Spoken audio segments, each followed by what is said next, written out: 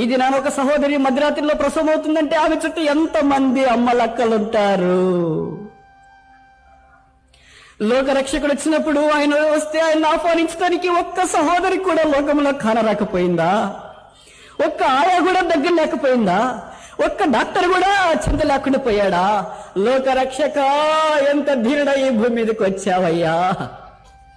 ఇది నాన్న మనమే కానిపోతే ఎప్పుడైనా ఎవరు లేకుండా కానిపోయిన స్త్రీ ఇక్కడ ఎవరైనా ఉన్నారా? యేసుక్రీస్తు ప్రభు వారు జన్మించినంత పేద విధానంలో ఇక్కడ ఉన్నవారు ఎవరు జన్మించలేదు.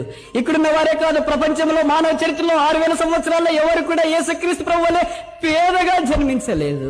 ఊరికి వెలపటెళ్తే మా వైపు నక్కలు అంటారు, గుడారాలు వేసుకొని జీవిస్తూ ఉంటారు, పూసలు అమ్ముకొని బ్రతుకుతుంటారు. చాలా నిరుపేదలు. వారు గర్భిణీ స్త్రీలైతే వారికైనా గుడారం ఉంటుంది, వారికైనా దాపు ఉంటుంది, వారికైనా సహాయం చేసి అమ్మలక్కలు ఉంటారు, వారికైనా శిష్యును ముద్దాడేవారు ఉంటారే.